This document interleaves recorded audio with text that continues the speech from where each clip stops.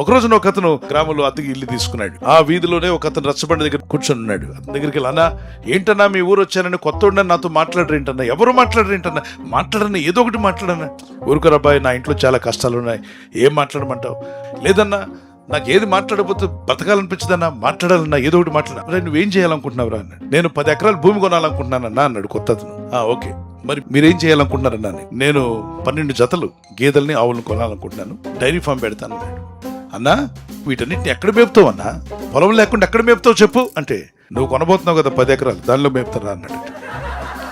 ఏంటేంటి, నేను కష్టపడి నా కష్టార్జితం నేను ఈ ఊరు వచ్చి నేను 10 ఎకరాలు కొందామని అనుకుంటే నా పొలంలో నీ గేదెలు మేపుతావా, బాగుండదన్నా అన్నాడట. ఏంట్రా బాగుండేదని చెప్పి ఈయన లేచిన పడ్డాడు. ఇద్దరు గొడవ ఎక్కువైపోయింది. నేను నీ పొలంలోనే మేపుతానంటాడు. అసలు అన్యాయం కదా అంటే, న్యాయం లేదు అన్యాయం లేదు, ఖచ్చితంగా నీ పొలాల్లోనే మేపుతాను నేను అనంటే, వీడి ఇద్దరు స్వరాలు పెరిగిపోయి ఊర్లో పెద్దలందరూ వీని పరిగెత్తుకొచ్చారు. ఇద్దరు కొట్టుకున్నారు, ఫిల్ట్ పట్టుకున్నారు, ఇద్దరు కలిసి కొట్టుకునేదాకా వెళ్ళిపోయారు. తన్నుకుంటున్నారు. పెద్దలు వచ్చి విడిపించి, ఏమైపోయిందంటే, సార్ అన్న వీడి గేదెలు వీడి పశువులని నా పొలంలో అంటే, సరే ఆగండి, ఏంటి అసలు విషయం ఏంటి, ఎక్కడ నీ పొలాలు ఎక్కడున్నాయంటే, ఇంకా కొనలేదన్నా, కొనాలనుకుంటున్నానంటే. వారిని ఇంకా కొనలేదా, మరి మీ పశువులు ఎక్కడున్నాయంటే, నేను కొనలేదన్నానట.